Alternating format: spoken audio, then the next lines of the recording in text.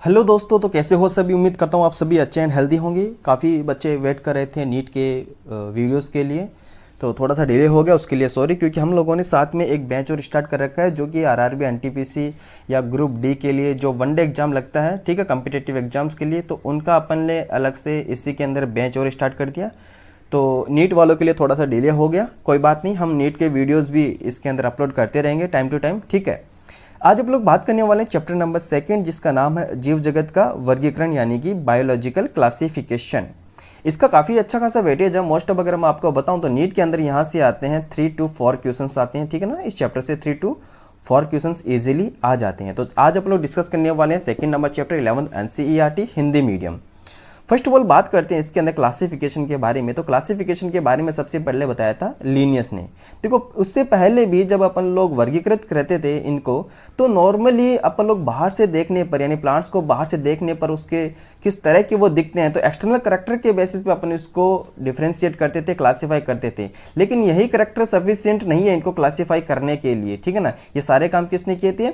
अरस्तु ने किए थे। सबसे पहले अरस्तु ने ही बताया था ट्री, शर्ब और हर्ब के बारे में। अगर आपसे पूछे सबसे पहला क्लासिफिकेशन, तो भैया अरस्तु का आपको नाम लेना है, जिन्होंने प्लांट्स के अंदर तो टर्म्स यूज किया था। क्या क्या? एक तो वृक्ष यानी कि ट्री, झाड़ी हो गया, ठीक है, शर्ब हो गया और हर्ब हो गया, इनके अंदर क्लासिफाई किया था। वहीं अगर बात करें प्राणियों के अंदर यानी कि एनिमल के अंदर, तो उन्होंने इसको क्लासिफाई किया था 2 पार्ट के अंदर। एक तो रेड ब्लड था उनके अंदर, और सेकंड थिंग आता है जिनमें रेड ब्लड अब्सेंट होता है, ठीक है ना। तो रेड ब्लड के प्रेजेंस के अंदर और एब्सेंस के अंदर उन्होंने एनिमल्स को क्लासिफाई किया था। किन्होंने किया था बच्चों? याद रखना, अपन को अरस्तु ने किया था, ठीक है ना। नेक्स्ट अपन लोग बात करते हैं लीनियस का क्लासिफिकेशन। नेक्स्ट कौन सा आएगा? लीनियस का क्लासिफिकेशन, जिसको अपन बोलते हैं 2 kingdom classification. Very very important. तो 2 किंगडम क्लासिफिकेशन आपको पूछे तो किन्होंने दिया था बच्चों? याद रखना, लीनियस ने 2 किंगडम क्लासिफिकेशन दिया था। उन्होंने इसको क्या किया था, जितने भी ऑर्गेनिज्म होते हैं उन्होंने 2 पार्ट में डिवाइड किया था। एक तो प्लांटी यानी जिसके अंदर प्लांट को अपन लोग रखते हैं, और एक होता है एनिमेलिया जिसके अंदर अपन लोग एनिमल्स को रखते हैं। तो 2 किंगडम के अंदर उन्होंने इसको डिवाइड किया था, क्लासीफाई किया था। ओके, अब इसका ड्रॉबैक क्या क्या था, इसकी कमी क्या क्या थी, वो वेरी वेरी इंपॉर्टेंट है, याद रखना। एक तो इन्होंने यूकैरियोटिक और प्रोकैरियोटिक सेल के बारे में नहीं बताया था, यानी यूकैरियोटिक प्रोकैरियोटिक में इन्होंने बिल्कुल भी डिफरेंस नहीं दिया था ना, इसके बारे में कुछ इन्होंने बताया था। साथ ही साथ इन्होंने यूनिसेलुलर और मल्टी सेलुलर ऑर्गेनिज्म के बारे में भी कोई डिफरेंस नहीं दिया था, कोई भी इसके बारे में जानकारी नहीं दी। इसके साथ साथ इन्होंने ऑटोट्रॉप और हेटरोट्रॉप के बारे में भी किसी प्रकार की जानकारी नहीं दी थी, ना ही उन्होंने इन दोनों के बीच में डिफरेंस किया था, ठीक है। सेकंड थिंग बात करते हैं, इसके बाद आता है 3 किंगडम क्लासिफिकेशन, जो कि यहाँ पर इंक्लूड नहीं दे रखा। अगर आपसे पूछे 3 किंगडम क्लासिफिकेशन किन्होंने दिया था बच्चों, आपको याद रखना, हैक्कल ने दिया था, ठीक है। और 4 किंगडम क्लासिफिकेशन दिया था क्योबलैन ने दिया था। और वही बात करते हैं 5 किंगडम क्लासिफिकेशन, तो आपको याद ही होगा RH टेकर ने इसको क्लासीफाई किया था, ठीक है। ओके, अब देखो, उनको क्लासिफाई करने के लिए केवल एक्सटर्नल करैक्टर ही जरूरी नहीं है, इसके अलावा भी बहुत सारे करैक्टर हैं जो जरूरी होता है। जैसे कि इनके अतिरिक्त क्या क्या हो सकता है? सेलुलर स्ट्रक्चर हो गया, ठीक है, सेल वॉल के करैक्टर हो गए, मोड ऑफ न्यूट्रिशन हो गया, हैबिटाट हो गया। तो लॉट ऑफ ये जो जानकारी होती है इनके बेसिस के ऊपर भी अपन इसको क्लासीफाई कर सकते हैं। तो सिंगल अपन बाहर से देखने पर ही इनको क्लासीफाई नहीं कर सकते, इनको क्लासिफिकेशन के लिए बहुत सारे मेथड होते हैं। इन सभी को इंक्लूड करके अपन लोग इनको ऑर्गेनिज्म को क्लासीफाई इजीली कर सकते हैं। तो इसके बाद धीरे धीरे जो क्लासिफिकेशन थे वो बढ़ते गए। 2 से क्या आ गया? 3 kingdom, then 4 kingdom, then 5 kingdom. तो 5 किंगडम क्लासिफिकेशन अपने इस सिलेबस के अंदर कंप्लीटली दे रखा है। अच्छा, 6 किंगडम क्लासिफिकेशन भी था, ठीक है, अगर आपको पता होगा 6 किंगडम क्लासिफिकेशन भी था, जो कि कार्ल वोस ने दिया था, ठीक है। लेकिन इतना अपन को नहीं पढ़ना, अपन नॉर्मली एनसीईआरटी को रिवाइज करें, नॉर्मल सी बात है, ठीक है। नेक्स्ट अपन लोग बात करते हैं, इसके अंदर ये एक टेबल दे रखी है जो कि 5 किंगडम क्लासिफिकेशन के है। तो इसके अंदर क्या क्या करैक्टर उन्होंने लिया था इनको डिफरेंशिएट करने के लिए। सेलुलर सेल के जो टाइप होते हैं, यानी कि वो प्रोकैरियोटिक होगा कि यूकैरियोटिक होता है, सेल वॉल के बेसिस पर, ठीक है। जो केंद्रक झिल्ली होती है, यानी कि जो न्यूक्लियर मेम्ब्रेन होती है, उसके प्रेजेंस के आधार पर। देखो, न्यूक्लियर मेम्ब्रेन को तो अपन लोग कोरिलेट कर सकते हैं ना प्रोकैरियोटिक और यूकैरियोटिक के अंदर, क्योंकि अगर यूकैरियोटिक होता है तो न्यूक्लियर मेम्ब्रेन प्रेजेंट है, और अगर प्रोकैरियोटिक होता है तो न्यूक्लियर मेम्ब्रेन एब्सेंट है, ठीक है। तो बॉडी स्ट्रक्चर अपन लोग देखने वाले, इसके अंदर मोड ऑफ न्यूट्रिशन देखने वाले, मोड ऑफ रिप्रोडक्शन। तो ये सारे बेसिस जो करैक्टर थे इनको क्लासीफाई करने के लिए, ये सभी करैक्टर RH टेकर ने इसके अंदर इंक्लूड किया था और अपना 5 किंगडम क्लासिफिकेशन दिया था। तो 5 किंगडम के अंदर अंदर पहला क्लासिफिकेशन कौन सा था, पहला किंगडम कौन सा था, मोनेरा था। और दूसरा किंगडम कौन सा है, प्रोटिस्टा। थर्ड किंगडम कौन सा हो गया बच्चों, फंजाई। एंड फोर्थ किंगडम कौन सा हो गया स्टूडेंट्स, प्लांटी। एंड 5 किंगडम के अंदर क्या रखा उन्होंने, एनिमेलिया रखा। इस चैप्टर के अंदर अपन लोग देखने वाले मोनेरा, प्रोटिस्टा और फंजाई, ठीक है। इसके आगे वाले चैप्टर में आता है प्लांटी और इसके आगे वाले चैप्टर में आता है एनिमेलिया यानी कि एनिमल किंगडम आता है, ठीक है। तो नॉर्मली ये जो टेबल अपन को दिख रही है ये बहुत ज़्यादा इंपॉर्टेंट है। इस टेबल से भी कई बार क्वेश्चन डायरेक्टली पूछ सकते हैं। तो सेल का टाइप कुछ है, तो मोनेरा के अंदर ही प्रोकैरियोटिक होता है, बाकी सभी के अंदर कैसा है, यूकैरियोटिक यूकैरियोटिक यूकैरियोटिक यूकैरियोटिक होता है, ठीक है ना। तो सेल टाइप कैसा होता है, मोनेरा को छोड़ के सभी के अंदर यूकैरियोटिक होता है। अगर सेल वॉल की बात करें तो इनके अंदर ध्यान से समझना पॉलीसेकेराइड की बनी होती है, साथ ही साथ ये एमिनो एसिड की होती है। मैं आपको बता दूं मोनेरा के अंदर जो प्रोकैरियोट्स होते हैं उनके सेल वॉल मोस्टली पेप्टिडोग्लाइकॉन की होती है, क्योंकि इसके अंदर बैक्टीरिया वगैरह आते हैं, ठीक है। अगर नॉर्मली पूछे तो पेप्टिडोग्लाइकॉन अपन को बताना है। प्रोटिस्ट के अंदर सभी में सेल वॉल नहीं होती है, क्योंकि प्रोटिस्ट जो किंगडम होता है ये कभी किधर अपन इसको रख दिया था, कभी किधर, यानी कुछ करैक्टर इनके प्लांटी जैसे सिमिलरिटी शो करता है, कुछ करैक्टर एनिमेलिया से सिमिलरिटी शो करता है। तो कभी तो अपन इसको प्लांट्स में रख देते हैं, कभी इसको एनिमेलिया में रख देते हैं, लेकिन अब इसको अलग से किंगडम बना दिया गया है, ठीक है। प्रोटिस्टा के अंदर अपन इसको पढ़ेंगे। तो प्रोटिस्टा नाम का जो किंगडम है वो इसी के लिए स्पेसिफिक दे रखा है। तो इसके अंदर सभी में सेल वॉल प्रेजेंट नहीं होता है, ठीक है। कुछ के अंदर सेल वॉल होता है और कुछ के अंदर सेल वॉल नहीं होता है। फंजाई की बात करें तो सेल वॉल इसके अंदर प्रेजेंट होती है, ठीक है। इसमें यह भी लिख लेना काइटिन की सेल वॉल बनी होती है दोस्तों। किसकी बनी होती है, काइटिन की सेल वॉल बनी होती है। तो अपन को याद रखना काइटिन प्लस पॉलीसेकेराइड की फंजाई के अंदर सेल वॉल बनी होती है। प्लांटी के अंदर आपको पता है सेलुलोज की बनी होती है और एनिमेलिया यानी कि एनिमल सेल में सेल वॉल एब्सेंट होती है। अगर अपन लोग न्यूक्लियर मेम्ब्रेन की बात करें तो इसके अंदर एब्सेंट होती है, बाकी सभी में प्रेजेंट होती है, बिकॉज ऑफ सभी सेल कैसी है, बाकी यूकैरियोटिक दे रखा है। अगर बॉडी स्ट्रक्चर देखें तो इसके अंदर सेलुलर स्ट्रक्चर होता है, ये भी सिंगल सेलुलर होता है, ये मल्टी सेलुलर होता है, यानी कि ये भी याद रखना है लूज टिश्यू होता है इसमें, ठीक है ना। ये क्या है, लूज टिश्यू। साथ साथ ये टिश्यू लेवल का होता है, इसके अंदर tissue, organ and organ system तीनों ही होते हैं। मोड ऑफ न्यूट्रिशन की बात करें तो ये ऑटोट्रॉप भी होते हैं, ठीक है, वेरी वेरी इंपॉर्टेंट, और ये हेटरोट्रॉप भी होते हैं। तो ऑटोट्रॉप के अंदर ये कीमोट्रॉप यानी कीमो ऑटोट्रॉप भी होते हैं और ये फोटो ऑटोट्रॉप भी होते हैं। वही अगर बात करें पर्पोसी यानी कि हेटरोट्रॉप के अंदर बात करें तो ये सड़े गले पदार्थों से भी अपना भोजन ग्रहण कर सकते हैं, साथ ही परजीवी के रूप में भी रहते हैं, चाहे वो किसी जीव के अंदर हो या फिर किसी जीव के बाहर हो, ठीक है ना। प्रोटिस्टा की बात करें तो ये ऑटोट्रॉप होते हैं मोस्टली, यानी प्रकाश संश्लेषी होती है, साथ ही साथ ये कैसे होते हैं, पर्पोसी होते हैं, यानी कि दूसरे के ऊपर डिपेंड रहते हैं अपने भोजन के लिए। वहीं अगर बात करें फंगस तो ये कैसे होते हैं, ये पर्पोसी होते हैं, हेटरोट्रॉपी होते हैं, या तो ये मरे हुए पदार्थों से अपना भोजन ग्रहण करते हैं या फिर ये लिविंग होस्ट के ऊपर रहकर या उसके अंदर रहकर एज ए परजीवी एज ए पैरासाइट के फॉर्म में अपना फूड ग्रहण करते हैं। प्लांट्स की बात करें तो सभी कैसे होते हैं, ऑटोट्रॉप्स होते हैं, आपको पता फोटोसिंथेसिस करते हैं मोस्ट ऑफ। और एनिमलिया की बात करें तो वो हेटरोट्रॉप होते हैं, जैसे कि अपन लोग जो होते हैं, ठीक है, होलोजैक टाइप का उनके अंदर मोड ऑफ न्यूट्रिशन होता है। मोड ऑफ रिप्रोडक्शन की बात करते हैं तो इसके अंदर संयुग्मन से होता है, ठीक है, किसके अंदर, मोनेरा के अंदर। इसके अंदर युग्म संलयन एवं संयुग्मन से होता है, बाकी तीनों में क्या होता है, फर्टिलाइजेशन होता है, ठीक है ना। तो इनके अंदर मेल और फीमेल गैमेट फ्यूज होते हैं, जिसको अपन लोग क्या बोलते हैं, फर्टिलाइजेशन बोलते हैं, निषेचन बोलते हैं। RH टेकन, ये सन भी आपको याद रखना, 1969 RH टेकन ने 5 किंगडम क्लासिफिकेशन दिया था, ठीक है, सिंपल सी बात है, 5 किंगडम क्लासिफिकेशन दिया था। कौन कौन सा आप लोगों को पता चल गया होगा, Monera, protista, fungi, Plantae, animalia. क्या क्या बेसिस थे, वेरी वेरी इंपॉर्टेंट बेसिस क्या थे, पहला आपको याद रखना सेल स्ट्रक्चर एंड कोशिका संरचना, सेकंड याद रखना थैलस यानी कि बॉडी ऑर्गेनाइजेशन, थैलस संरचना, थर्ड अपन को याद रखना मोड ऑफ न्यूट्रिशन पोषण की प्रक्रिया, फोर्थ अपन को याद रखना रिप्रोडक्शन यानी कि प्रजनन, एंड 5 अपन को याद रखना फेलोजेनेटिक रिलेशनशिप, वेरी वेरी इंपॉर्टेंट, कई बच्चे इसको मिस कर देते हैं, तो ये पॉइंट पेपर को याद रखना, क्या है ये, फाइलोजेनेटिक रिलेशनशिप यानी कि जाति वृत्तीय संबंध अपन को याद रखना है। तो इन्हीं के आधार पर इन्होंने इनको क्लासिफाई किया था 5 किंगडम के अंदर, ठीक है ना। तो अपन को ये सारे पॉइंट्स याद रखने हैं। देन अपन लोग बात करते हैं इसके अंदर जो ऑर्गेनिज्म होता है वो 2 टाइप के होते हैं, जैसे कि मैंने पहले बता दिया था, प्रोकैरियोटिक एक यूकैरियोटिक। तो प्रोकैरियोटिक के अंदर तो इन्होंने क्या रखा था, मोनेरा, बाकी जो यूकैरियोटिक होते हैं जिसमें यूनिसेलुलर के अंदर तो प्रोटिस्टा आ गया और मल्टीसेलुलर में क्या आ गया, प्लांटी, फंगस एंड एनिमेलिया आ गया। इतना क्लियर हुआ, ओके। नेक्स्ट हम लोग बात करते हैं इसके अंदर, इससे पहले जो वर्गीकरण पद्धति थी तो उसमें क्या था, जो बैक्टीरिया वगैरह थे या फिर ब्लू ग्रीन एल्गी थे, फंगस थे, मॉसेस, फन, जिनमोस्म, एंजियोस्पर्म को किस में रख दिया था, इन्होंने प्लांट्स में रख दिया था, लेकिन ये सही बिल्कुल भी नहीं है, क्योंकि आप लोग देखोगे इनके अंदर जो सेल वॉल होती है वो सब में प्रेजेंट होती है, इसलिए इन्होंने इनको कहाँ पर रख दिया, प्लांट्स के अंदर रख दिया था, ठीक है, सेल वॉल के बेसिस के ऊपर। लेकिन इसके अलावा भी और ऐसे करैक्टर होते हैं और ऐसे लक्षण होते हैं जो एक दूसरे से बिल्कुल ही अलग होते हैं, ठीक है। सेल वॉल है, चलो मान लेते हैं, तभी अब इनको क्या कर दिया था, प्लांट्स में रख दिया था, लेकिन ये सही नहीं है। इनके अलावा भी इसके अंदर बहुत सारे करैक्टर होते हैं जो सिमिलरिटी शो नहीं करते, इसलिए अपन ने इनको अलग अलग किया। सिंपल सी ये बात है। इतना क्लियर हो गया? ओके, नेक्स्ट अपन लोग बात करते हैं इसके अंदर वीटेकर ने। अच्छा, एक चीज़ मैं आपको बताना चाहूँगा कि RS वीटेकर कहाँ पर फेल हो गए थे, किस चीज़ को वो एक्सप्लेन नहीं कर पाए थे, वेरी वेरी इंपॉर्टेंट। एक तो उन्होंने एक कैरियोट्स के बारे में नहीं बताया, बच्चों याद रखना, ठीक है ना। तो मैं यहाँ पे नोट कर रहा हूँ, RH वीटेकर कहाँ पे फेल हो गए थे, तो बच्चों याद रखना। एक तो इन्होंने एक कैरियोट्स के बारे में नहीं बताया, एक कैरियोट्स, साथ साथ इन्होंने लाइकेन के बारे में नहीं बताया था, एंड वायरस के बारे में इन्होंने नहीं बताया था। तो यहाँ पर RH वीटेकर बेचारे फेल हो जाते हैं, ठीक है, इनके बारे में इन्होंने कुछ भी एक्सप्लेन नहीं किया था।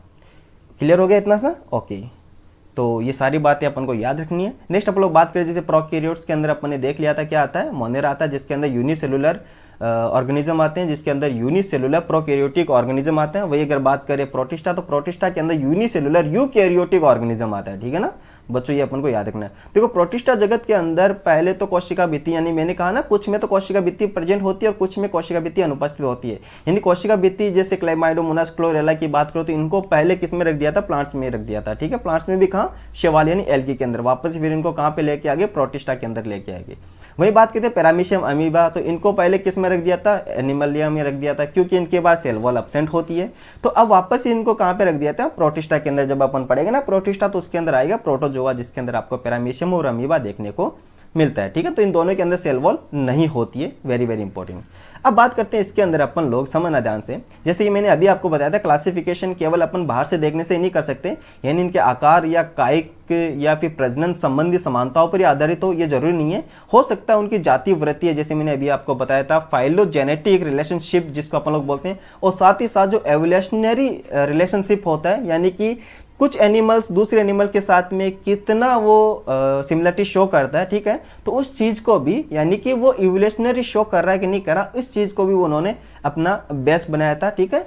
तो सिंपल सी बात है, अपन लोग इस चैप्टर के अंदर पढ़ने वाले RH वीटेकर का क्लासिफिकेशन, मोनेरा, प्रोटिस्टा, फंजाई, 3 अपन लोग इसके अंदर देखेंगे, और प्लांटी किंगडम एंड एलिमेंटा किंगडम आगे वाले 2 अध्यायों में अपन लोग चर्चा करेंगे। तो मोनेरा किंगडम की बात करते हैं, तो मोनेरा के अंदर अपन लोग सभी बैक्टीरियाज को रखते हैं, समझना ध्यान से। मोनेरा में क्या आएगा, सभी बैक्टीरिया आते हैं, वेरी वेरी इंपॉर्टेंट। देन अपन लोग बात करते हैं, बैक्टीरिया जो होते हैं वो हर जगह उपस्थित होते हैं, प्रेजेंट एवरीवेयर। बच्चों याद रखना, बैक्टीरिया जो होते हैं वो हर जगह प्रेजेंट होते हैं, सूक्ष्म जीवियों में सर्वाधिक संख्या में होते हैं। आपको पता है बैक्टीरिया या फिर जो माइक्रोब्स होते हैं वो हर जगह फैले रहते हैं, ठीक है ना, हर जगह अपन को देखने को मिलते हैं, चाहे वो कैसा भी एनवायरनमेंट हो, आपको सूक्ष्म जीव यानी माइक्रोब्स वगैरह वहाँ पे जरूर मिलेंगे। तो इसके अंदर अपन लोग एक चीज़ पढ़ते हैं, जैसे कि ये जो लाइंस दे रखी है ना, ये क्वेश्चंस में आया हुआ भी है, जैसे कि मुट्ठी भर मिट्टी के अंदर सैकड़ों प्रकार के बैक्टीरिया देखे गए हैं, गर्म जल के झरनों में मिल सकते हैं, मरुस्थल में मिलते हैं, बर्फ में मिलते हैं, गहरे समुद्र, जैसे कि यानी टिपिकल जो एनवायरनमेंट होता है, ठीक है ना, अनफेवरेबल कंडीशन में भी ये सर्वाइव कर जाते हैं, जहाँ पर अपन लोग सर्वाइव नहीं करते हैं वहाँ पर ये जीवित रह पाते हैं। सिंपल सी बात है, मतलब ये एवरीवेयर, हर जगह देखने को मिलता है, हर जगह ये पाए जाते हैं। नेक्स्ट अपन लोग बात करते हैं on the basis of shape. अगर अपन इसको डिफ्रेंशिएट करें, क्लासीफाई करें, तो बैक्टीरिया आकार के आधार पर 4 समूह में इनको बांटा गया। पहले बात करें तो ये होता है कोकस। कोकस के अंदर आपको याद रखना स्पाइरल यानी कि स्फेरिकल यानी कि गोलाकार, ठीक है ना, कोकस के अंदर आता है गोलाकार। देन अपन लोग बात करते हैं, इसका एग्जाम्पल भी याद रख सकते हो आप, डिप्लोकोकस, ठीक है ना, क्या आएगा इसका, डिप्लोकोकस, डिप्लोकोकस, ठीक है ना। नेक्स्ट बात करते हैं अपन लोग छड़ाकार, यानी कि इसको अपन लोग बोलते हैं बैसिलस, ठीक है, क्या बोलते हैं इसको, बैसिलस। ये रॉड शेप होता है बच्चों, कैसा होता है, ये रॉड शेप होता है। इसका एग्जांपल आप याद रख सकते हो, ई कोलाई, ठीक है ना, इसका एग्जांपल क्या होगा, ई कोलाई। देन अपन लोग बात करते हैं विब्रियम, इसका आएगा जैसे कॉमा शेप के होते हैं, विब्रियो कोलरी, आप इसका एग्जांपल याद रख सकते हो। देन आता है स्पाइरिलम, ठीक है ना, इसका जो शेप होता है वो स्पाइरल शेप होता है, इसका एग्जांपल आप याद रख सकते हो हेलिकोबैक्टर पाइरोली। सिंपल सी बात है, ओके। तो ये चारों डायग्राम जो दे रखे हैं, इन चारों के, ऑन द बेसिस ऑफ सेप, तो आपको ये चारों डायग्राम अच्छे से देख लेने हैं, ठीक है ना। नेक्स्ट अपन लोग बात करते हैं इसके अंदर, समझना ध्यान से, ये बहुत ही अच्छी लाइन है और ये क्वेश्चंस यहाँ से बनता भी है। बैक्टीरिया की जो संरचना होती है वो देखने में बहुत ही सरल दिखती है अपन को, बहुत ही सिंपल होती है, लेकिन इनका जो बिहेवियर होता है, लेकिन इनका जो व्यवहार होता है वो बहुत ज़्यादा कॉम्प्लेक्स होता है, बहुत ज़्यादा वो कैसा होता है, जटिल होता है, ठीक है बच्चों। तो ये वाला पॉइंट अपन को डायरेक्टली याद रखना है। बैक्टीरिया की स्ट्रक्चर सिंपल होती है, जैसे प्रोकैरियोटा, सिंपल सी बात है, इसमें कुछ होता तो है नहीं। वहीं अगर बात करें अपन लोग इसके बिहेवियर की, तो बिहेवियर इनका कॉम्प्लेक्स होता है, क्योंकि आपको पता है न्यूट्रिशन जो होती है उसमें कितनी सारी विविधताएं होती है। ओके, देन अपन लोग बात करते हैं इसके अंदर आर्कीबैक्टीरिया। तो आर्कीबैक्टीरिया को देखें अपन लोग। अच्छा, इससे पहले मैं आपको बैक्टीरिया के न्यूट्रिशन के बारे में हल्का सा बता देता हूँ, ठीक है। बैक्टीरिया का न्यूट्रिशन देखते हैं, पोषण वगैरह देखते हैं। तो इसके अंदर ये 3 टाइप का न्यूट्रिशन इनके अंदर होता है, जैसे ऑटोट्रॉफ, हेटेरोट्रॉफ एंड सिम्बायोटिक, ठीक है। सुनना ध्यान से, ऑटोट्रॉफ यानी कि स्वपोषी, हेटेरोट्रॉफ यानी परपोषी और सिम्बायोटिक यानी कि सहजीवी संबंध बनाकर। तो 3 तरह से ये रह सकते हैं। ओके, तो जो ऑटोट्रॉफ होते हैं वो 2 टाइप का होता है, फोटो ऑटोट्रॉफ और कीमो ऑटोट्रॉफ, ठीक है। हेटेरोट्रॉफ भी 2 प्रकार का होता है, सेप्रोफाइट जिसको अपन लोग बोलते हैं, एक होता है पैरासाइट जिसके अंदर क्या होता है, देखो सेप्रोफाइट तो होता है जो मरे हुए पदार्थों से अपना भोजन ग्रहण करते हैं, ओके। और पैरासाइट जो होते हैं वो जीवित यानी किसी के होस्ट के अंदर रहकर या फिर किसी के होस्ट के ऊपर रहकर, यानी वो लिविंग होस्ट होना बहुत ज़्यादा जरूरी है, उसको अपन लोग क्या बोलते हैं, as a parasite form. Symbiotic की बात करें तो ये राइजोबियम और लेग्यूम के बीच में इनका रिलेशन होता है, ठीक है। तो सिंपल सी बात है, ये 3 प्रकार के न्यूट्रिशन ये लेते हैं। देन अपन लोग बात करते हैं इसके अंदर, पहला आता है archaebacteria. This is very very important. Archaebacteria से भी बच्चों क्वेश्चंस बनते हैं, चलो समझते हैं इसको। आर्कीबैक्टीरिया ये विशिष्ट प्रकार के बैक्टीरिया होते हैं बच्चों, ध्यान से देखना। इसको हिंदी में आद्य बैक्टीरिया बोलते हैं अपन लोग, ओके। लिविंग एक्सट्रीम कंडीशन, ये विषम परिस्थितियों में भी जिंदा रह सकते हैं, अत्यंत कठिन वास स्थानों यानी कि जो एक्सट्रीम कंडीशन होती है उनके अंदर भी ये सर्वाइव कर सकते हैं। अगर कोशिका भित्ति की बात करें, यही तो इसका मेन रीजन है, कोशिका भित्ति के कारण ही तो ये ऐसे एक्सट्रीम कंडीशन में भी सर्वाइव कर सकते हैं। इनकी कोशिका भित्ति जो होती है वो पॉलीसेकेराइड, याद रखना बच्चों, पॉलीसेकेराइड और लिपोप्रोटीन की बनी होती है, साथ ही साथ वो ब्रांच्ड होती है, शाखित होती है। कैसी होती है इनकी सेल वॉल, ब्रांच्ड होती है और शाखित होती है। इन्होंने इतना कुछ नहीं लिखा, लेकिन आप लोग जरूर नोट करना इसके अंदर। देखो 3 तरह से इनके अंदर दे रखा है। पहला तो है हेलोफिलस। हेलोफिलस का मतलब क्या होता है, समझना। हेलोफिलस का मतलब होता है जो साल्टी एरियाज या जो लवणीय क्षेत्र के अंदर रहने वाले बैक्टीरिया होते हैं उनको अपन लोग क्या बोलते हैं, हेलोफिलस। थर्मोस्टोफिलस की बात करें जो गर्म जल के झरने में रहते हैं, बच्चों याद रखना, थर्मोस्टोफिलस यानी गर्म जल के झरने में। वहीं अगर बात करें मेथेनोजिनस, तो ये मार्सी एरियाज में रहता है, गट ऑफ काउ यानी कि रूमेन के अंदर रहता है, ठीक है, जो कि बायोगैस का प्रोडक्शन करते हैं, बायोगैस का उत्पादन करते हैं। नेक्स्ट बात करते हैं अपन लोग इसके अंदर यू बैक्टीरिया की। यू का मीन्स क्या होता है, ट्रू, याद रखना बच्चों, यू मतलब ट्रू। तो जो यू बैक्टीरिया होते हैं वो ट्रू बैक्टीरिया होते हैं, ठीक है ना, वास्तविक बैक्टीरिया। इसकी जो पहचान है वो क्या है, एक तो कठोर सेल वॉल होती है, साथ ही इनके अंदर फ्लैचेला प्रेजेंट होते हैं। ये 2 इनके पहचान के कारण हो गए, ओके। देन बात करते हैं इसके अंदर साइनोबैक्टीरिया इंक्लूड है। तो साइनोबैक्टीरिया की बात करो तो इनको अपन लोग नील हरी शैवाल भी बोलते हैं। इनमें क्या होता है, साइनोबैक्टीरिया में क्या होता है, इनमें क्लोरोफिल ए पाया जाता है जो कि फोटोसिंथेसिस करते हैं, यानी अब फूड का फॉर्मेशन ये खुद करते हैं, ठीक है ना। मतलब कैसा हो गया, ये हेटेरोट्रॉफ होते हैं। साथ ही साथ बात करते हैं ये कॉलोनी बना के भी रहते हैं, फिलामेंटस में भी रहते हैं, ठीक है, कॉलोनी भी बनाते हैं और फिलामेंट में ये यूनिसेलुलर होता है। ये तो नॉर्मल सी बात है क्योंकि अपन लोग यूनिसेलुलर ही पढ़ रहे हैं। कॉलोनी बना के भी रहते हैं और ये फिलामेंटस यानी तंतुमय अवस्था में भी ये पाए जाते हैं। जैसे कि आप लोग ये डायग्राम देख रहे हो, ये फिलामेंटस का है, जिसके अंदर किसका है, ये नोस्टो का डायग्राम है। आप देख रहे हो इसके बाहर एक श्लेष्मा के आवरण बना हुआ है, ठीक है, एक श्लेष्मा के आच्छाद बना हुआ है, ठीक है ना। तो नेक्स्ट अपन लोग बात करते हैं इसके अंदर, ये दूषित जल होता है उसमें बहुत ज्यादा ये फैले रहते हैं, यानी कि ये साफ जल के अंदर अपन को देखने को नहीं मिलते। याद रखना, ये कहाँ पे ज्यादा फलते फूलते हैं, तो जो प्रदूषित जल होता है उसके अंदर ये बहुत ज्यादा फलते फूलते हैं, ठीक है बच्चों, ओके। नेक्स्ट बात करें इसके अंदर, तो बैक्टीरिया जैसे कि नॉस्टोगेनाबिना की बात करते हैं जो कि नाइट्रोजन फिक्सेशन करने का काम करता है, किसके थ्रू, हेटेरोसिस्ट। याद रखना यहाँ पर क्या है बच्चों, हेटेरोसिस्ट है। हेटेरोसिस्ट नामक विशिष्ट कोशिकाओं द्वारा ये फिक्सेशन करते हैं। तो आप लोग देख सकते हो ये एच शेप का होता है। कैसा होता है, अगर आपसे पूछे तो कौन से शेप का होता है, ये एच शेप्ड का होता है, जिसको अपन लोग हेटेरोसिस्ट बोलते हैं, जो कि नाइट्रोजन फिक्सेशन करते हैं। तो एनाबिना नॉस्टो का आप एग्जांपल याद रख सकते हो, ठीक है। साथ साथ बात करता हूं तो ये कीमोसिंथेटिक भी होते हैं, यानी कि रिसाइक्लिंग ऑफ न्यूट्रिशन, यानी पोषकों का पुनर्चक्रण के लिए भी ये जरूरी है, ठीक है। पोषकों का पुनर्चक्रण भी ये करते हैं, जिससे क्या होता है, ऊर्जा मुक्त होती है, ठीक है, एटीपी उत्पादन के लिए। तो ये नॉर्मल सी बात है। जैसे कि कौन कौन से साइकिल है, नाइट्रोजन, फास्फोरस, आयरन, सल्फर जैसे पोषकों के पुनर्चक्रण में भी ये महत्वपूर्ण भूमिका निभाते हैं। नेक्स्ट बात करते हैं इसके अंदर हेटेरोट्रॉफ, ठीक है। हेटरोट्रॉफिक जो बैक्टीरिया होते हैं उसकी बात करते हैं, तो हेटरोट्रॉफिक बैक्टीरिया सबसे ज़्यादा पाए जाते हैं। पहली बात तो ये प्रकृति के अंदर सबसे ज़्यादा पाए जाते हैं। दिस सेकंड थिंग बात करते हैं तो मैक्सिमम जो होते हैं इनके अंदर भी डिकम्पोजर्स होते हैं, ठीक है। मैक्सिमम कैसे होते हैं, अपघटक होते हैं, डिकम्पोजर्स होते हैं। इसके यूजेस क्या है, जैसे कि कर्ड यानी दही का निर्माण करना, वेरी वेरी इंपॉर्टेंट बच्चों याद रखना, कर्ड दही का निर्माण करना, एंटीबायोटिक, नाइट्रोजन फिक्सेशन वगैरह हो गया, ठीक है, लेग्यूम प्लांट्स के अंदर, ठीक है। हार्मफुल इफेक्ट इसके जैसे कि कॉलेरा हो गया, टाइफाइड, टिटनस, सिट्रस कैंकर, ये डिजीज भी कॉज करते हैं, ठीक है ना। तो ये इसके हार्मफुल फिशेस हो गए, तो इनके आप याद रखना। जो कॉलेरा होता है विब्रियो कॉलेरे इसको डिजीज कॉज करता है, ठीक है, ये पैथोजन होता है। टाइफाइड की बात करें तो साल्मोनेला टाइफी पैथोजन होता है। टिटनस की बात करें तो क्लोस्ट्रीडियम टिटेनी, ठीक है। और सिट्रस कैंकर की बात करें तो जेंथोमोनास सिट्री, इसके जो डिजीज कॉज करने वाले पैथोजन्स होते हैं ये आपको याद रखने हैं।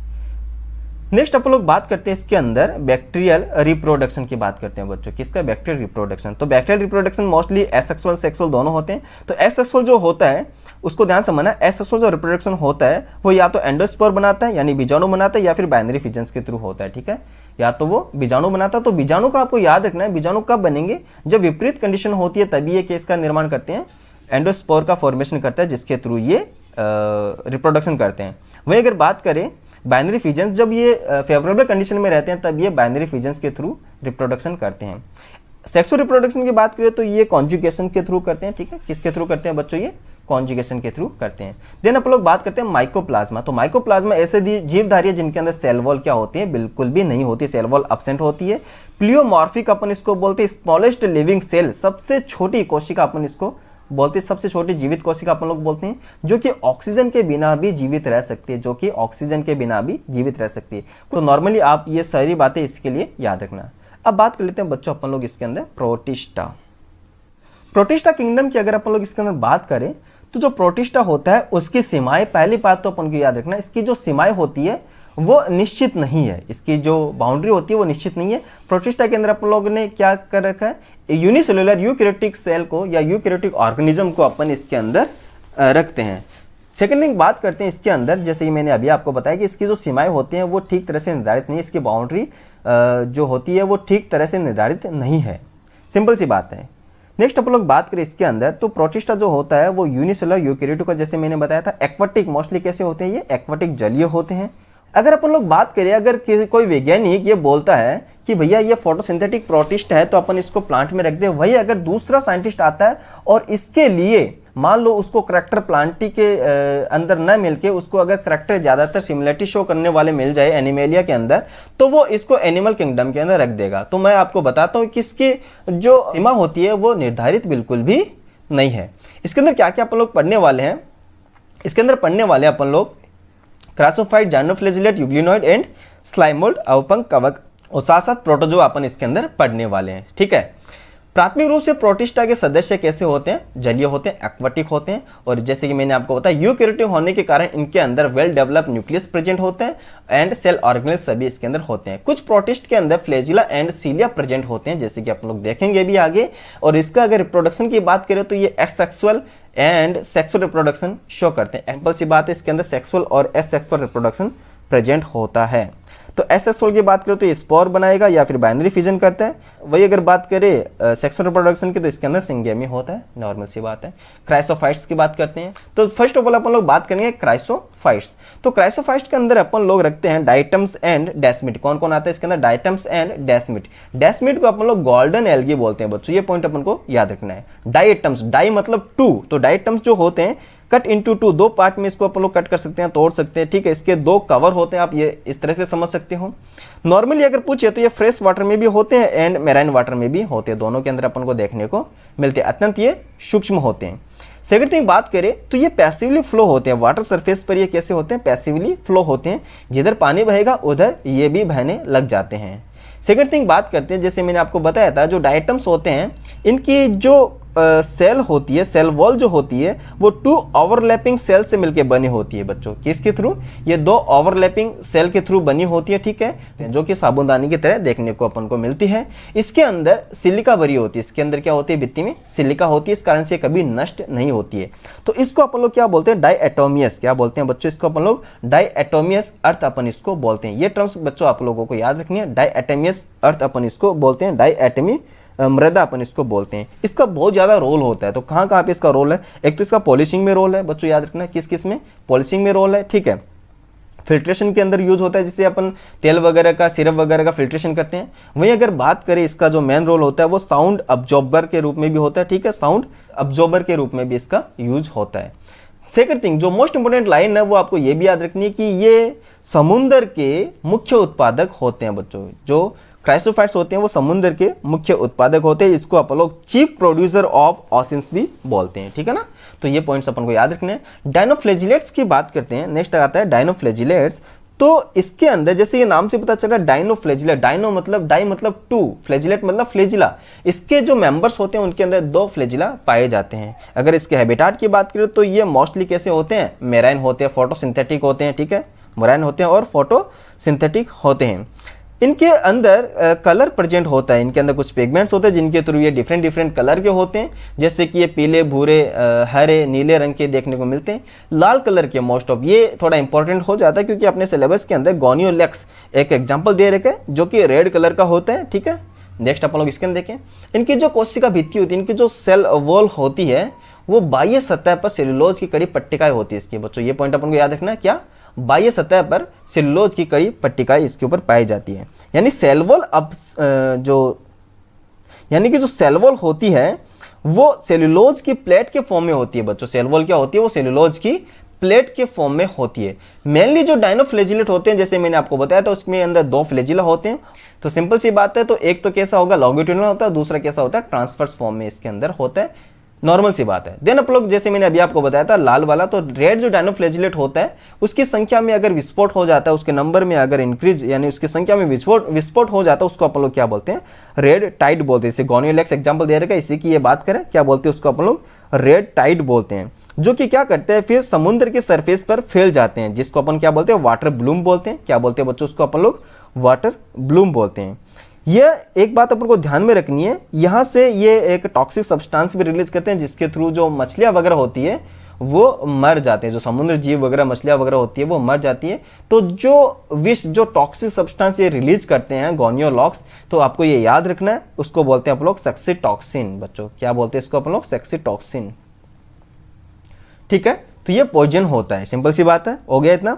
तो जो एग्जाम्पल से ये इंपॉर्टेंट है गोनियोलेक्स। इसके साथ साथ आप एक एग्जाम्पल और याद रख सकते हो, उसका नाम है नेक्टिल्यूका। क्या एग्जाम्पल है? नेक्टिल्यूका। तो ये 2 एग्जाम्पल आप इस डायनोफ्लैजिलेट्स के याद रख सकते हो। देन बात करते हैं यूग्लिनॉइड। यूग्लिनॉइड की बात करें तो याद रखना ये फ्रेश वाटर में रहते हैं, ठीक है। मोस्टली कैसे होती हैं? फ्रेश वाटर के अंदर पाए जाते हैं। इसके इंपॉर्टेंट पॉइंट क्या होती है वो याद रखना। ये कनेक्टिव लिंक होते हैं प्लांट्स एंड एनिमल्स के बच्चों, याद रखना। ये कनेक्टिव लिंक होते हैं कौन कौन से की? ये प्लांट्स और एनिमल की कनेक्टिव लिंक होते हैं। Very very important. देन बात करें यूग्लिना की, तो इसके अंदर जो पिगमेंट होते हैं वो हायर प्लांट के इक्वल होते हैं बच्चों। इसमें जो पिगमेंट होते हैं वो हायर प्लांट्स के इक्वल होते हैं, लाइक क्लोरोफिल ए वगैरह इनके अंदर प्रेजेंट होता है। इनके अंदर सेल वॉल एब्सेंट होती है, लेकिन उसकी जगह प्रोटीन की बनी हुई पेलिकल पाई जाती है। इनके अंदर सेल वॉल क्या होती है? एब्सेंट होती है, बट पेलिकल की इसके अंदर लेयर पाई जाती है। 2 फ्लैजिला इसके अंदर होता है, एक शॉर्ट होता है, दूसरा लॉन्ग होता है बच्चों। एक तो शॉर्ट होता है, दूसरा लॉन्ग होता है। वहीं अगर बात करें मोड ऑफ न्यूट्रिशन की, तो इनके अंदर मिक्सोट्रोप का न्यूट्रिशन पाया जाता है। मिक्सोट्रोप का मतलब क्या होता है समझना। अगर मान लो इनको सनलाइट मिल रही है तब तो ये ऑटोट्रोफ, तब तो ये क्या करेगा? प्रकाश संश्लेषण करेगा। अगर इनको सनलाइट नहीं मिल रही है तब ये क्या करेंगे? हेटेरोट्रॉफी के थ्रू बिहेव करते हैं, यानी कि ये दूसरे से अपना भोजन ग्रहण करते हैं। सिंपल सी बात है। इनके अंदर कॉन्ट्रैक्टाइल वैक्यूल भी पाई जाती है, संकोचनशील जो रसदानी होती है वो भी इनके अंदर पाई जाती है। तो ये नॉर्मल सी बात है, अपन को यूग्लिनॉइड के बारे में याद रखनी है। एग्जाम्पल आपको याद रखना है यूग्लिना, जिसका डायग्राम भी अपन को दे रखा है। फर्स्ट वाला जो डायग्राम है यूग्लिना का ही है, ठीक है बच्चों। तो ये वाला आपको डायग्राम देखना है। देन बात करते हैं अपन लोग स्लाइम मोल्ड्स यानी कि अवपंख कवक की बात करते हैं। अगर अपन लोग स्लाइम मोल्ड्स की बात करते हैं तो इसको अपन लोग फॉल्स फंजाई भी बोलते हैं बच्चों। क्या बोलते हैं इसको अपन लोग? False fungi. तो ये पॉइंट भी आपको याद रखना है, ठीक है। तो इसको अपन लोग क्या बोलते हैं? फॉल्स फंजाई भी अपन इसको बोलते हैं। इनके बारे में खास बात क्या है? ये डिके मटेरियल से अपने भोजन को ग्रहण करते हैं, गले पदार्थ होते हैं वहां से अपना भोजन ग्रहण करते हैं। इसको अपन लोग क्या बोलते हैं? सेफ्रोफाइटिक होते हैं, ठीक है ना। सेफ्रोफाइटिक होते हैं। फेवरेबल कंडीशन के अंदर बात करें तो अगर ये फेवरेबल कंडीशन के अंदर तो ये प्लाज्मोडियम बनाते हैं, ठीक है। वहीं अगर बात करें अनफेवरेबल कंडीशन के अंदर तब ये स्पोरेंजिया से स्पोर का फॉर्मेशन करते हैं। अगर कंडीशन फेवरेबल रहती है तब तो ये प्लाज्मोडियम बनाते हैं। वहीं अगर बात करें कंडीशन अनफेवरेबल रहती है तब ये स्पोरेंजिया से स्पोर का फॉर्मेशन करते हैं, जिनके बाहर ट्यूब वॉल होती है। और स्पोरेंजिया क्या होता है आपको पता होगा, फ्रूटिंग बॉडी अपन इसको बोलते हैं, ठीक है। क्या बोलते हैं उसको? फ्रूटिंग बॉडी, यानी कि बीजाणुयुक्त फलन का अपन इसको बोलते हैं, जिसके थ्रू क्या बनाता है ये स्पोर बनाते हैं, जिसके थ्रू क्या बनाता है स्पोर बनाते हैं। इसको अपन लोग क्या बोलते हैं? स्पोर के अंदर बच्चों याद रखना ट्यूब वॉल प्रेजेंट होती है। इन बीजाणुओं का जो परिक्षेपण होता है वो वायु के साथ होता है, सिंपल सी बात है। देन अपन लोग बात करते हैं इसके अंदर प्रोटोजोआस की बात करते हैं। समझना प्रोटोजोआ बहुत ही इंटरेस्टिंग है, ठीक है। तो प्रोटिस्टा के अंदर ही इसको इंक्लूड किया गया है। तो इसके अंदर देखते हैं जो मोस्टली प्रोटोजोआ होते हैं, तो याद रखना 100% प्रोटोजोआ कैसे होते हैं? हेट्रोट्रॉप्स होते हैं। कैसे होते हैं? हेट्रोट्रॉप्स। या तो ये प्रेडेक्टर के फॉर्म में होते हैं या फिर ये पैरासाइट के फॉर्म में होते हैं। ओके, देन अपन लोग बात करें तो ये थर्ड लार्जेस्ट फाइलम होता है। इसके अंदर तो नहीं दिया, लेकिन आप एक्स्ट्रा पॉइंट याद रख सकते हो, ये क्या है? थर्ड लार्जेस्ट फाइलम होते हैं। प्रिमिटिव रिलेटिव ऑफ एनिमल, प्राणियों के पुरातत्व संबंध होते हैं। यह पॉइंट अपन को याद रखने, यानी कि अपने बात करें जो एनिमल्स होते हैं उनके ये एंसेस्टर होते हैं, पुराने एंसेस्टर होते हैं। प्रोटोजोआस को 4 प्रमुख समूहों में बांटा गया है। कौन कौन सा? तो याद रखना, पहला एमीबॉइड होता है, दूसरा फ्लैजिलेटेड होता है, तीसरा सीलिएटेड होता है और चौथा स्पोरोजोअन्स होता है। तो पहले अपन लोग बात करते हैं अमीबिया प्रोटोजोआ, यानी कि अमीबॉइड की बात करें तो इनके अंदर मोस्ट इंपॉर्टेंट जो पॉइंट है वो मैं सभी आपको बता रहा हूँ। इनमें स्यूडोपोडिया पाए जाते हैं बच्चों, याद रखना स्यूडोपोडिया, जिनके थ्रू ये अपने शिकार को पकड़ते हैं। वहीं अगर बात करें तो ये कहाँ पे रहते हैं? तो ये फ्रेश वाटर, मेराइन, सॉइल, ये हर जगह देखने को मिलते हैं, ठीक है। अगर मेराइन की बात करें तो इनके अंदर सिलिका के कवच होते हैं बच्चों। अगर समुद्री प्रकार के अंदर बात करें, समुद्र में रहने वालों की बात करें तो इनके अंदर सिलिका के कवच होते हैं, जिसका एग्जाम्पल आपको याद रखना एंट अमीबा हिस्टोलेटिका, दूसरा एग्जाम्पल आपको अमीबा याद रखना है। तो 2 एग्जाम्पल हो गए, एक तो अमीबा, सेकंड आएगा एंट अमीबा हिस्टोलेटिका। देन बात करते हैं अपन लोग इसके अंदर फ्लैजिलेटेड की बात करते हैं। फ्लैजिलेटेड जो प्रोटोजोअन्स होते हैं तो इनके अंदर फ्लैजिला प्रेजेंट होते हैं। मोस्ट ऑफ बात है, सीधी सी बात है, अगर नाम से पता चला फ्लैजिलेटेड प्रोटोजोन मतलब इनमें फ्लैजिला प्रेजेंट होते हैं। ये कहाँ पर रहते हैं? फ्री लिविंग रहते हैं और एज ए पैरासाइट के फॉर्म में भी रहते हैं। लेकिन जब ये पैरासाइट के फॉर्म में रहते हैं तब ये डिजीज कॉज करते हैं बच्चों, और डिजीज का नाम आपको याद रखना है कौन सा? तो स्लीपिंग सिकनेस वाली डिजीज आपको याद रखनी है। कौन सी डिजीज है? स्लीपिंग सिकनेस, जो कि कौन कॉज करता है? ट्रिपेनोसोमा, ठीक है। जो पैथोजन हो गया जो कि स्लीपिंग सिकनेस डिजीज कॉज कर रहा है। देन अपन लोग बात करते हैं सीलिएटेड प्रोटोजोअन्स की। तो जो सीलिएटेड होते हैं इनके अंदर सरफेस में क्या होते हैं? हजारों की संख्या में सीलिया पाए जाते हैं, यानी पक्षमाप पाए जाते हैं, ठीक है। इनके अंदर क्या होता है? जो सीलिया होते हैं वो एक साथ लयबद्ध गति करती है, जिसके थ्रू क्या होता है? जल से पूरी जो भोजन होता है, ठीक है, उसको किसकी तरफ भेजते हैं? ये गैलेट की तरफ भेज देते हैं। तो इसका जो एग्जांपल है बच्चों वो आपको याद रखना है, पैरामीशियम का डायग्राम भी दे रखा है, तो पैरामीशियम का जो एग्जाम्पल है वो आपको याद रखना है। देन बात करते हैं आप लोग स्पोरोजोन्स की बात करें तो स्पोरोजोन्स के अंदर किसी भी प्रकार का स्पेशल ऑर्गन नहीं होता है बच्चों, ठीक है। देन बात करें ये स्पोर फॉर्मेशन करते हैं, ये पैरासाइट और पैथोजेनिक के फॉर्म में रहते हैं, ठीक है। पैरासाइट और पैथोजेनिक के फॉर्म में रहते हैं, ओके। तो स्पोर वाला आपको जरूर याद रखना है, ये स्पोर फॉर्मेशन करते हैं। इसका एग्जांपल आपको याद रखना प्लाज्मोडियम वाइवक्स। एग्जांपल कौन सा है? प्लाज्मोडियम वाइवक्स, जो कि कौन सी डिजीज कॉज करता है भैया? मलेरिया, ठीक है। तो प्लाज्मोडियम वाइवक्स ये डिजीज, ये एग्जाम्पल अपन को याद रखना है। डिजीज का नाम याद रखना, मलेरिया डिजीज। क्लियर हो गया इतना? ओके। तो नेक्स्ट अपन लोग बात करते हैं अब कवक यानी कि फंगस। तो किंगडम फंजाई की बात करें तो इसको अपन लोग ग्लोबल डाइवर्सिटी बोलते हैं। इसकी स्टडी को अपन लोग माइकोलॉजी बोलते हैं। मोस्टली कहाँ पर मिलते हैं? तो ये ह्यूमस रिच सॉइल के अंदर मिलते हैं, जहाँ पर हल्की फुल्की अपन को नमी देखने को मिले वहाँ पर ये देखने को मिलते हैं, ठीक है ना। तो जहाँ पर नमी होती है वहाँ पर आपको फंगस जरूर नजर आएंगे। देन अपन लोग बात करें इसके अंदर तो जो मॉइस्चर एंड टेम्परेचर होते हैं वो इनको बहुत ही ज़्यादा पसंद होता है। मॉर्फोलॉजी एंड हैबिटाट के अंदर बात करो तो इनमें बहुत ज़्यादा डाइवर्सिटी देखने को मिलती है बच्चों, याद रखना इस चीज़ के अंदर, इनमें बहुत ज़्यादा डाइवर्सिटी देखने को मिलती है। देन बात करें ये हेटरोट्रॉपिक होते हैं, परपोषी होते हैं, क्योंकि इनके अंदर क्लोरोफिल अब्सेंट होते हैं। सेल वॉल की बात करें तो आपको पता है इनकी सेल वॉल किसकी बनी होती है? काइटिन एंड पॉलीसेकेराइड की बनी होती है। नेक्स्ट अपन लोग बात करें इसके अंदर तो यूजफुल इफेक्ट भी है और हार्मफुल भी है। यूजफुल के अंदर बात करें तो ये एंटीबायोटिक्स वगैरह बनाते हैं, ठीक है, एडिबल होते हैं, खाने योग्य भी होते हैं और डिकम्पोजर्स भी होते हैं। हार्मफुल की बात करें तो डिजीज कॉज कर एक कोशिका फंजाई से ईस्ट वगैरह होता है रोटी बियर बनाने के लिए, ये अपने लिए बहुत ज़्यादा यूजफुल भी है। वहीं अगर बात करें तो ये डिजीज कोज करते हैं, जैसे कि मैं आपको बताता हूँ गेहूं के अंदर जो कीट रोग होता है वो पक्षिनिया के कारण होता है, और साथ ही साथ ये एंटीबायोटिक्स का फॉर्मेशन भी करते हैं, तो इनसे एंटीबायोटिक्स भी अपन को प्राप्त होती है, जैसे पेनिसिलियम नोटेटम से एंटीबायोटिक्स मिली थी, ठीक है ना। तो ये सारे इसके पॉइंट्स हो गए, सारे इसके इंपॉर्टेंट करेक्टर हो गए। तो यूजफुल भी होते हैं, हार्मफुल भी होते हैं, दोनों ही ये होते हैं। यूनिसेलुलर एंड मल्टीसेलुलर होते हैं। यूनिसेलुलर के अंदर बात करें तो आपको याद रखना है ईस्ट, सेक्रोमाइसिस सेरेवेसी, ठीक है। यूनिसेलुलर क्या होता है, ईस्ट, जो कि एक एक्सेप्शन है, यानी सिंगल ईस्ट ही ऐसा है जो फंजाई के अंदर यूनिसेलुलर होता है, बाकी सब कैसे होते हैं, मल्टीसेलुलर होते हैं। तो अब ध्यान से समझना, इसके अंदर जो इंपॉर्टेंट पॉइंट है मैं आपको समझाने की कोशिश कर रहा हूँ। इनका जो बॉडी होती है, मान लो इस तरह की इनकी बॉडी होती है, ठीक है, फिलामेंटस बॉडी होती है। अगर अपन लोग एक सिंगल फिलामेंट की बात करें तो उसको अपन लोग क्या बोलते हैं, हाइफ, अपन इसको बोलते हैं सिंगल फिलामेंट को। वहीं अगर बात करें इसके अंदर एक से ज़्यादा होता है, उसको अपन लोग क्या बोलते हैं, हाइफी बोलते हैं, ठीक है। क्या बोलते हैं उसको अपन लोग, हाइफी बोलते हैं। क्लियर हो गया इतना, ओके। अब ये जो हाइफी होते हैं वो सेप्टेट भी हो सकते हैं और एसेप्टेट होते हैं, यानी कि ये एसेप्टेट भी हो सकते हैं और ये सेप्टेट भी होते हैं, बीच में सेप्टा भी इनके अंदर प्रेजेंट होता है। तो सेप्टेट किस किस में होता है, एस्कोमाइसिटीज, बेसिडियोमाइसिटीज, ड्यूटेरियोमाइसिटीज। और अगर बात करें एसेप्टेट की तो एसेप्टेट किस में होता है, केवल और केवल फाइकोमाइसिटीज में होता है, ठीक है ना। तो अगर इस कंप्लीट फिलामेंट्स की बात करें, सभी की मिलाकर बात करें, तो ये इसको अपन लोग बोलते हैं माइसीलियम। क्या बोलते हैं इसको अपन लोग, माइसीलियम बोलते हैं बच्चों। क्या बोलते हैं इसको अपन लोग, माइसीलियम बोलते हैं, ठीक है ना। तो ये सारे पॉइंट्स अपन को याद रखने, नॉर्मल सी बातें हैं, ओके। तो सेल वॉल के बारे में मैंने आपको बता दिया था, किसकी बनी होती है, काइटिन एंड पॉलीसेकेराइड की बनी होती है। ये हेटरोट्रॉप होते हैं, ठीक है, और ये सभी मैंने आपको बता दिया था, ठीक है। सेप्रोफाइट होते हैं, पैरासाइट के फॉर्म में होते हैं, ठीक है, और ये सिम्बायोटिक रिलेशनशिप भी शो करते हैं। देन बात करते हैं इसके अंदर मोड ऑफ रिप्रोडक्शन की बात करें तो रिप्रोडक्शन की बात करते हैं वेजिटेटिव, एसेक्सुअल और सेक्सुअल, तीनों टाइप के रिप्रोडक्शन के अंदर होता है। वेजिटेटिव की बात करते हैं तो वेजिटेटिव रिप्रोडक्शन जो होता है वो फ्रेगमेंटेशन यानी विखंडन के थ्रू भी हो सकता है, फिजन्स के थ्रू हो सकता है, जिसको हम लोग बडिंग वगैरह बोलते हैं, जो किस में होता है, ईस्ट में होता है, ठीक है। वहीं अगर बात करें एसेक्सुअल रिप्रोडक्शन की तो ये स्पोर एंजियोस्पोर के फॉर्म में होता है, जैसे कि आपको पता है जो स्पोर एंड एप्लेनोस्पोर, जो स्पोर होते हैं वो मोटाइल होते हैं और एप्लेनोस्पोर कैसे होते हैं, नॉन मोटाइल होते हैं। नॉन मोटाइल यानी अचल बीजाणु, एक होता है चल बीजाणु, ठीक है। नॉर्मल सी बात करते हैं। देन आता है एसेक्सुअल के अंदर कोनेडिया फॉर्मेशन। तो कोनेडिया फॉर्मेशन जो होता है वो एक्सोजिनस भी हो सकता है। तो कोनेडिया फॉर्मेशन किन किन में होता है तो बच्चों याद रखना, ये होता है एस्कोमाइसिटीज, ड्यूटेरोमाइसिटीज एंड बेसिडियोमाइसिटीज के अंदर।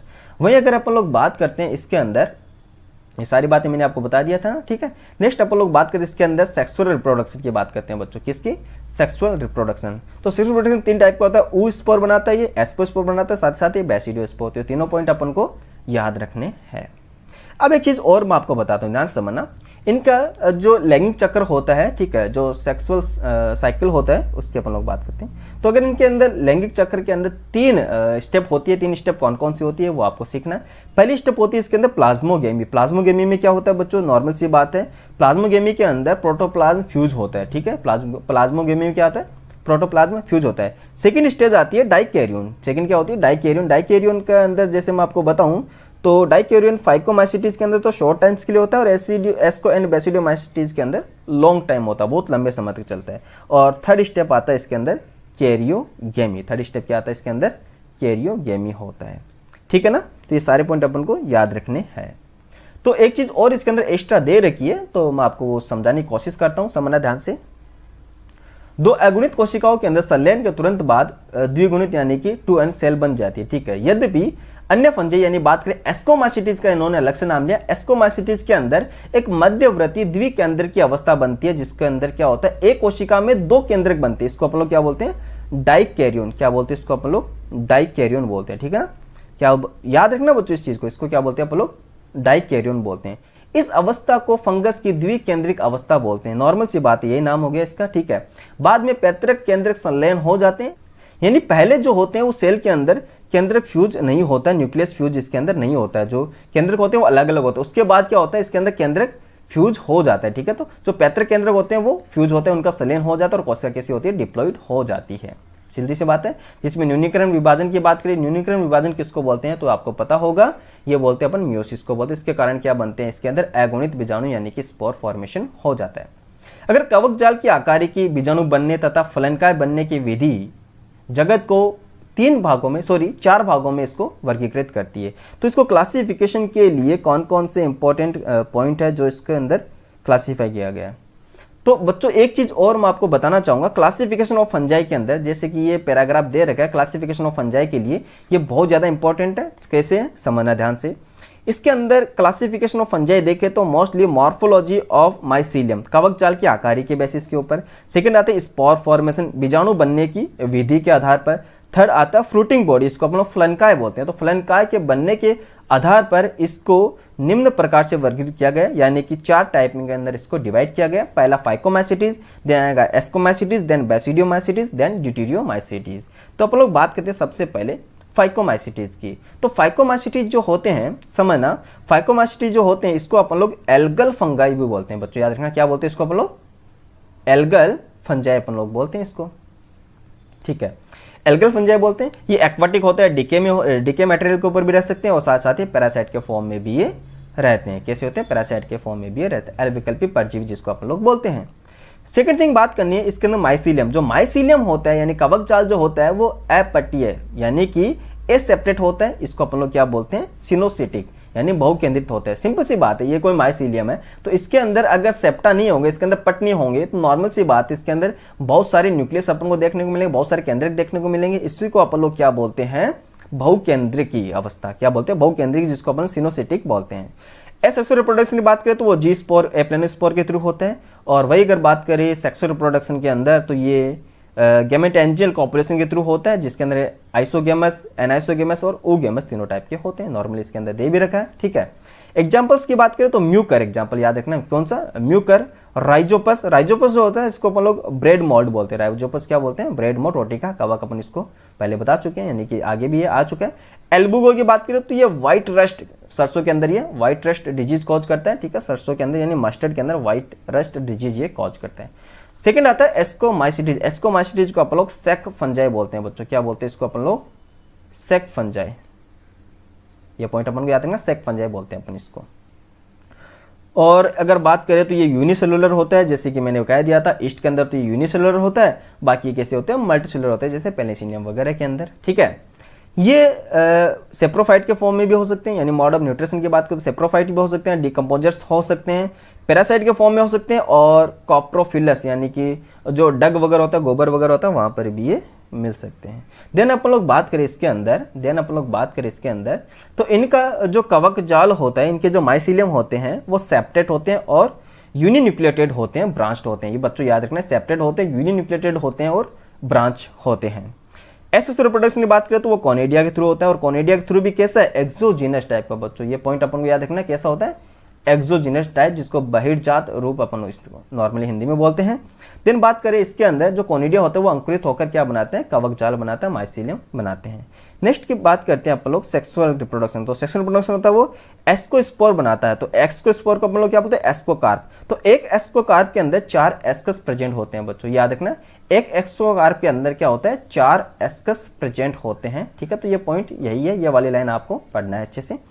देन अपन लोग बात करें इसके अंदर एग्जाम्पल्स की बात करें तो इसके जो एग्जाम्पल्स है, जैसे एस्परजिलस हो गया, न्यूरोस्पोरा हो गया, क्लेविकैप्स हो गया, क्लेविसेप्स हो गया, मॉरल्स हो गया, ट्रफल्स हो गया, पेनिसिलियम हो गया। तो जो न्यूरोस्पोरा होता है वो ड्रोसोफिला और प्लांट किंगडम भी अपन इसको बोलते हैं बच्चों, याद रखना, पादप जगत का ड्रोसोफिला भी अपन इसको बोलते हैं, ठीक है ना, किसको, न्यूरोस्पोरा को। तो बच्चों ये अपन को याद रखने हैं ये सारे एग्जांपल्स। देन आता है बेसिडियोमाइसिटीज। देन क्या आता है, बेसिडियोमाइसिटीज। तो बेसिडियोमाइसिटीज को अपन लोग बोलते हैं क्लब फंजाई। क्या बोलते हैं दोस्तों, क्लब फंजाई। तो मैं यहाँ पे लिख रहा हूँ क्लब फंजाई। तो क्लब फंजाई किसको बोलते हैं अपन लोग, बेसिडियोमाइसिटीज को बोलते हैं। ब्रैकेंट फंजाई बोलते हैं, पफ बॉल्स बोलते हैं, मशरूम बोल देते हैं। ये कहाँ पर होते हैं, तो ये जो सॉइल में हो गया, डिके में हो गया, एज ए पैरासाइट के फॉर्म में भी होता है, जिससे आपने पढ़ा होगा स्मट वगैरह, ठीक है। पैरासाइट के फॉर्म में क्या था, स्मट एंड स्मस्ट क्या करता है, ऑस्ट्रेलेगो, एंड रस्ट होता है, पक्सिनिया करता है, ठीक है। तो ये सिंपल से है पॉइंट, अपन को इसके अंदर याद रखना है। अगर माइसीलिया की बात करें तो ये ब्रांच्ड होता है और सेप्टेट होता है, जैसे कि अपन ने पहले डिस्कस कर लिया था, ब्रांच्ड होते हैं और ये सेप्टेट होते हैं।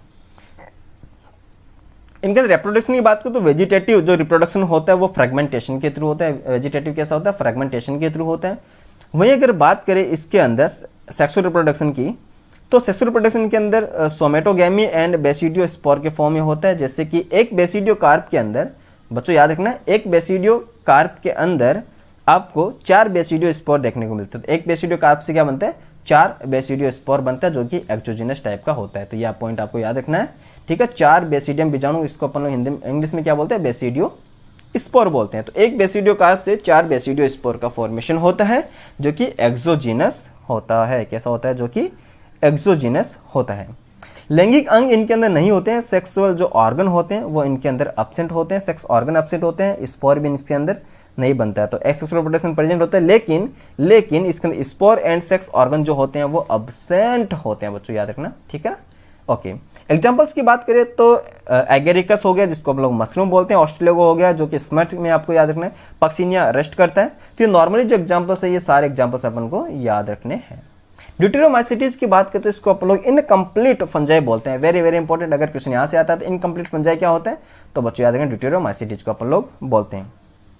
रीजन क्या है, क्योंकि इसके अंदर सेक्सुअल रिप्रोडक्शन अभी तक अननोन है, ठीक है। जो सेक्सुअल रिप्रोडक्शन है उसकी खोज अभी तक इसके अंदर नहीं पता चली, यानी कि ऐसा माना जाता है कि अभी तक तो एब्सेंट है क्योंकि इसके बारे में पता नहीं चला। इसके अंदर केवल vegetative reproduction and asexual reproduction he present होता है। माइसीलियम की बात करें तो इसके अंदर सेपरेट होता है और ब्रांच होता है। माइसीलियम कैसा होता है, इसके अंदर सेपरेट होता है और ब्रांच्ड होता है। तो एसेक्सुअल रिप्रोडक्शन होता है वो किसके थ्रू होता है बच्चों, याद रखना, वो कोनिडिया के थ्रू होता है। किसके थ्रू होता है, वो कोनिडिया के थ्रू होता है, ठीक है। तो ये पॉइंट अपन को याद रखना है, कोनिडिया के थ्रू।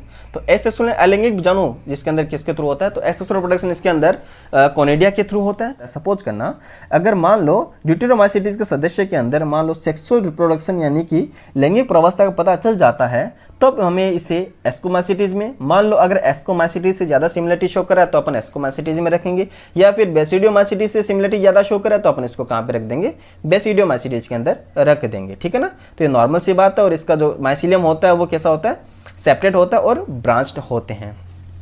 ओके, नेक्स्ट अपन लोग बात करते हैं इसके अंदर न्यूट्रिशन की बात करते हैं। सेप्रोफाइट होते हैं, मृतजीवी होते हैं, या फिर पैरासाइट के फॉर्म में होते हैं। सिंपल सी बात है, यानी डिकम्पोजर्स के फॉर्म में होते हैं, डिकम्पोजर्स ऑफ लिटर जिसको अपन लोग बोलते हैं। अपशिष्ट का अपघटन ये करते हैं, ठीक है ना, अपशिष्ट का अपघटन ये करते हैं। साथ ही साथ बात करें तो ये मिनरल साइकिलिंग के लिए भी यूजफुल होते हैं, ठीक है। तो खनिजों के चक्रण में भी ये सहायता करते हैं। इसके एग्जांपल बहुत ज़्यादा इंपॉर्टेंट है, कौन कौन से, अल्टरनेरिया, कोलिटोट्राइकम एंड ट्राइकोडर्मा। तो तीनों एग्जांपल बहुत ज़्यादा इंपॉर्टेंट है, अल्टरनेरिया, कोलिटोट्राइकम एंड ट्राइकोडर्मा, ठीक है। तो ये हुआ अपना क्या, फंजाई हो गया कंप्लीट, ठीक है। तो फंगस वाला भी अपना पोर्शन कंप्लीट हो गया, कवक वाला भी पोर्शन कंप्लीट हो गया। ध्यान से समझना, ये जो प्लांट किंगडम होता है ये अपन लोग नेक्स्ट लेक्चर के अंदर, यानी कि नेक्स्ट जो चैप्टर आता है अपना, उसके अंदर कवर करेंगे इसको। और वहीं अगर बात करें एनिमल किंगडम की, कौन सा, एनिमल किंगडम की बात करें तो इसके अंदर आपको पता है इसके आगे वाले यानी प्लांट किंगडम से आगे वाला जो चैप्टर आएगा वो एनिमेलिया किंगडम आता है। अपन इसके अंदर इसको कंप्लीट स्टडी करने वाले हैं, ठीक है ना। इतना सा क्लियर हुआ, ओके। और वायरस के बारे में मैं आपको ज़्यादा कुछ बताऊं तो इसके अंदर देखो क्या क्या आता है। वायरस आता है, ठीक है, वायरस आएगा, और वायरोइड आता है, प्रियोन आता है और लाइकेन आता है। 4 चीज़ें आती है, ठीक है। वायरस आता है, वायरोइड आता है, लाइकेन आता है, और एक चीज़ और इंक्लूड है इसके अंदर, इस एनसीईआरटी में तो नहीं है, न्यू वाली के अंदर है, उसको बोलते हैं आप लोग प्रियोन बोलते हैं। इन चारों के मैं आपको जो लिंक है वो नीचे डिस्क्रिप्शन में दे दूंगा, जो कि मेरे शॉर्ट नोट्स बनाए हुए हैं, ठीक है। आई होप आपको वो इजीली समझ में आ जाएगी, इतना कुछ मैंने उसमें टफ लैंग्वेज यूज़ नहीं की है। तो एक बार आप उन नोट्स को पढ़ लेना और उन वीडियोस को देख लेना जो कि क्रैश कोर्स इंग्लिश मीडियम वालों के लिए था। तो वैसे मैंने उसके अंदर भी हिंदी के अंदर ही ज़्यादा एक्सप्लेनेशन करने की कोशिश की है, और जो नोट्स है वो एकदम ईजी वे के अंदर आपको मिल जाएंगे, एकदम ईजी लैंग्वेज के अंदर आपको मिल जाएंगे। तो वहाँ से आप उन नोट्स को भी डाउनलोड कर लेना, उसके लिंक मैं नीचे डिस्क्रिप्शन में दे दूंगा, जो कि टेलीग्राम चैनल के ऊपर मैंने ऑलरेडी अपलोड कर रखे हैं, ठीक है दोस्तों। तो ये सारे पॉइंट्स आपको देखना है, साथ ही साथ समरी लास्ट में दे रखा है। तो ये हो गया अपना सेकंड वाला चैप्टर कंप्लीट, जो कि हिंदी मीडियम एनसीईआरटी से है, 11th एनसीईआरटी का। तो आई होप आपने ये अच्छे से समझा होगा, ठीक है, अच्छे से जाना होगा। इसके बाद जरूर आप इसके जो क्वेश्चंस होते हैं एनसीईआरटी बेस्ड, उनको जरूर सोल्व करना, ताकि आपके जो कॉन्सेप्ट है और ज़्यादा अच्छे हो जाए, ठीक है दोस्तों। तो देखो आप टेंशन मत लेना, मैं पूरी कोशिश करूंगा आपको कंप्लीट सिलेबस प्रोवाइड करवाने की, और मैं कंप्लीट सिलेबस नीट 2021 के लिए 2021 के लिए कंप्लीट बायोलॉजी का सिलेबस मैं आप लोगों को प्रोवाइड करवाऊंगा, ठीक है। क्रैश कोर्स के फॉर्म में भी चलेगा अपना हिंदी और इंग्लिश मीडियम के अंदर, और मैं आपको बोर्ड के ऊपर भी इसको अच्छे से पढ़ाऊंगा, जो कि अपना डीपली रहने वाला। थोड़ा सा आप लोग ऑलरेडी देखे होंगे, जो मैं बोर्ड पे पढ़ाता हूँ वो बहुत ज़्यादा डीप होता है और आपको समझ में भी आता है, तो मुझे बहुत ही अच्छा लगता है। तो दोस्तों आप ऐसे ही बने रहिए, ठीक है, ऐसे ही स्टडी करते रहिए, जो भी डाउट हो आप मुझसे जरूर पूछिएगा। तब तक thank you so much, have a good day, bye bye, take care.